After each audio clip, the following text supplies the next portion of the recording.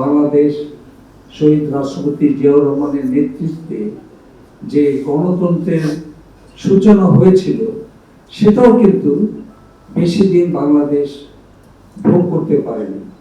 তারপরে একটা দীর্ঘ আন্দোলনের মাধ্যমে স্বৈরাচারকে সরিয়ে আমাদের যে জাতীয়তাবাদ নেতৃত্বে যে রাজপথ থেকে, গৃহবধূ থেকে যে মহিষী নারী ক্রমান্বয়ে আস্তে আস্তে আস্তে আস্তে একটা দেশকে নেতৃত্ব দিয়ে জাতীয় নেতৃত্ব হয়ে যিনি এই দেশকে গণতন্ত্র পথে নিয়ে গিয়েছিলেন, সেই আমাদের সবার মাতৃত্ব, যারা আমাকে মায়ের মতো শ্রদ্ধা করি, সেই আমাদের মরহুমা বেগম খালেদা জিয়ার নেতৃত্বে কিন্তু এই দেশ রাজনৈতিকভাবে, পলিটিক্যালি জাতীয়তাবাদের শক্ত উত্থান ঘটেছিল।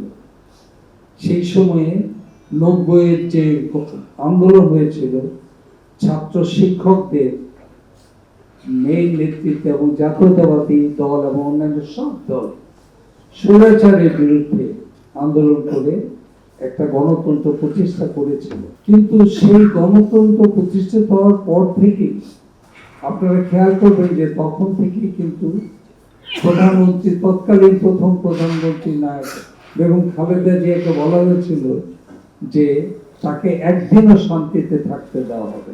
এবং সেই কঠিন একটা সময়ে গণতন্ত্রের পাশাপাশি দীর্ঘ সময় বাংলাদেশে এই জাতীয়তাবাদী দলের নেতৃত্বকে রাজপথে যে জ্বালাও পোড়াও আন্দোলন, সেটাকে মোকাবিলা করে অনেকগুলো যুগান্তকারী পদক্ষেপ নেওয়া হয়েছিল। তারই ধারাবাহিকতায় বাংলাদেশ এগিয়ে গিয়েছিল। দীর্ঘ 16 বছর এই বিশ্ববিদ্যালয় নয়, সারা বাংলাদেশই একটা ফ্যাসিজমের আয়তায় ঢুকে গিয়েছিল।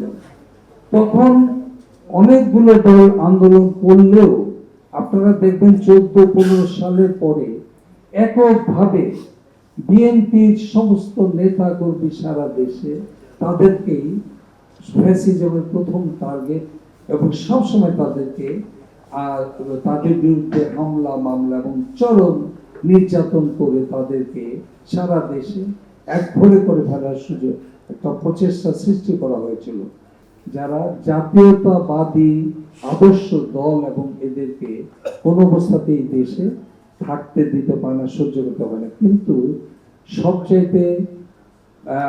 সবচেয়ে যেটা আমাদের আশার বিষয়, সেটা হচ্ছে যে এত দূরে থেকেও এককভাবে এই দলটাকে চমৎকার ভাবে সংগঠিত রেখেছিলেন আমাদের বর্তমান প্রধানমন্ত্রী, এবং গ্রাসরুট থেকে টপ লেভেলে প্রত্যেকের সাথে ওনার ব্যক্তিগত যোগাযোগ ছিল। এই যে পরিশ্রম করে দীর্ঘদিন ধরে একটা দলকে ধরে রেখে আন্দোলনে ভয় ভীতি লোভ লালসার উপরে রেখে এই যে এত বছর নিয়ে গিয়েছেন, এবং এই আন্দোলনে যখন কোটা বিরোধী আন্দোলনটা শুরু হয়েছিল, তখন আমি ম্যাডামের পাশে সবসময় ছিলাম।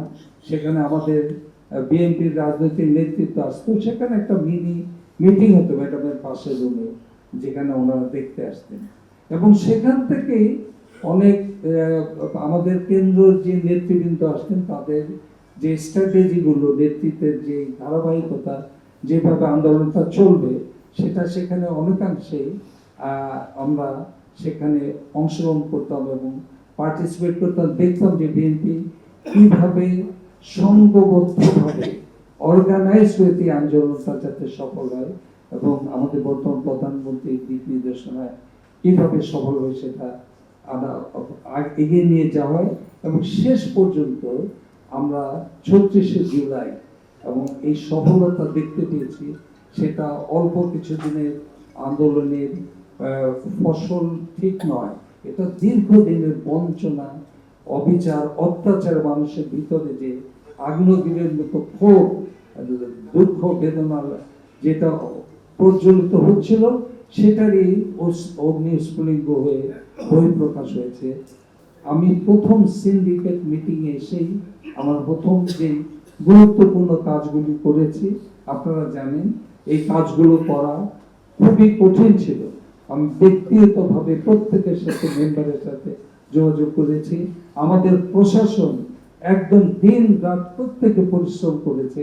আমি যখন ভিউ দিয়েছি যে আমাদের এখানে সমস্ত অন্যায় যারা বঞ্চিত আছে, এখানে প্রক্টর আছে, যারা আছে আমার এখানে প্রভিসি আছে, রেজিস্ট্রার আছে, যারা এখানে নাই, তারা দিন রাত পরিশ্রম করে আমরা সিদ্ধান্ত নিয়েছি যে আমরা সেই বঞ্চনাগুলো পর্যায়ক্রমে আমরা সেটা দূর করবো। আমরা করেছি, ভবিষ্যতেও করবো।